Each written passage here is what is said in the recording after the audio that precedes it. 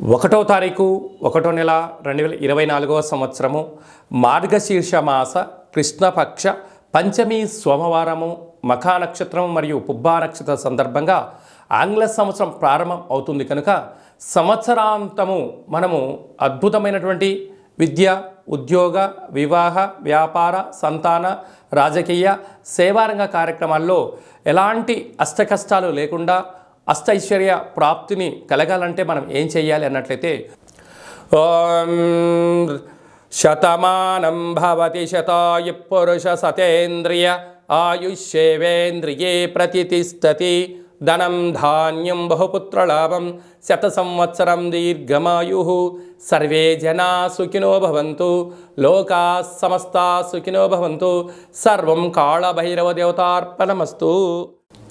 తులారాశి వారికి ఈ నూతన ఆంగ్ల సంవత్సరము ఉగాది పండుగ నుంచి ఆదాయ వ్యయాలు, రాజపూజ్యం, అవమానం, ఆరోగ్యం పరిస్థితి ఎలా ఉండబోతుందో సవివరంగా సంపూర్ణంగా తెలుసుకుందాం.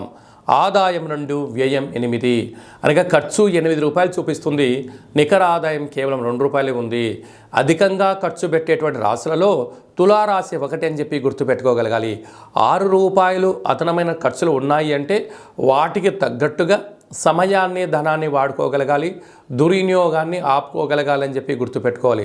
గొప్పలకెళ్ళారా అప్పుల పాలైపోవడం, స్థిర చరాస్తులు కరిగిపోయే పరిస్థితి అధికంగా ఉంది. తస్మాత్ జాగ్రత్త. రాజ్యపూజ్యం 1, అవమానం 5. మీ చేతులతో ఎవరైతే సహాయం పొందారో మీరు నా అనుకొని మీరు ఎవరైతే మీ వ్యక్తిగత విషయాలు ఎవరైతే పంచుకుంటూ ఉంటారో వాళ్ళే మీకు శత్రువులవడం, ఇంటి గుట్టు లంకకు చేటు అన్నట్టుగా మీ యొక్క చుట్టూ అనేక మంది బంధువులని, మిత్రులని, స్నేహితులని, సన్నిహితులని ముసుగు వేసుకొని మిమ్మల్ని వెన్నుపోటు పడవడానికి, మిమ్మల్ని సమాజంలో అవమానపరచడానికి అనేక మంది శత్రువులు పొంచి ఉన్నారు. తస్మాత్ జాగ్రత్త. చిత్తా నక్షత్ర జాతకులకు ఈ సంవత్సరము ఆరోగ్యం పరిస్థితి చాలా బాగుంటుంది. స్వాతి నక్షత్ర జాతకులకు ఈ సంవత్సరము ఆగస్టు నుండి డిసెంబర్ వరకు మనోవేదన కారణం చేత దీర్ఘకాలికమైన వ్యాధులు వచ్చే అవకాశాలున్నాయి.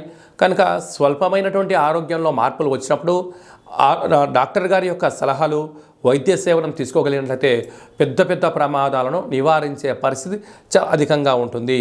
విశాఖ నక్షత్ర జాతకులకు 2024 డిసెంబర్ నుండి 2025 ఉగాది పండుగ వరకు చివరి సున్నా కారణం వలన ప్రమాదాలు పొంచి ఉన్నాయి. అప్పులు ఇచ్చారా, తీరవు, తెచ్చుకున్నారా, స్టేషన్లు, గొడవలు, అలాగనే కోర్టు సమస్యలు, శత్రువులు మిమ్మల్ని ముప్పేట దాడి చేయడానికి సిద్ధంగా ఉన్నారు. కనుక మౌనం, ధ్యానం, ఆధ్యాత్మికత చాలా అవసరం అని చెప్పి గుర్తుపెట్టుకోగలగాలి. పంచమ స్థానంలో శనేశ్వర స్వామి వారు స్వక్షేత్రకంగా ఉండడం వలన స్థిరాస్తులు, స్థిరాస్తులు కాపాడుకొని మానవ ప్రయత్నం చేయండి.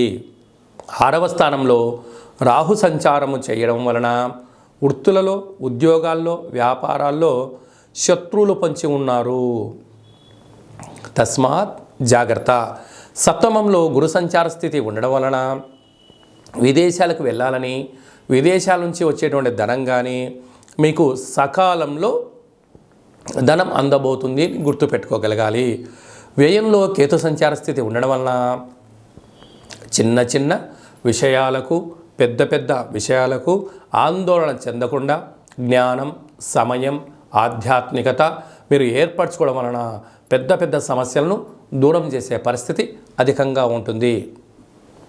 సాఫ్ట్వేర్ రంగం వారు, హార్డ్వేర్ రంగం వారు, సినిమా రంగం వారు, సంపూర్ణమైన వ్యవసాయ సోదరీమణులు, స్వయం వృత్తులు, సేవా రంగాల వారు ఎంతో అప్రమత్తత అవసరమని చెప్పి మీరు గుర్తుపెట్టుకోవాలి.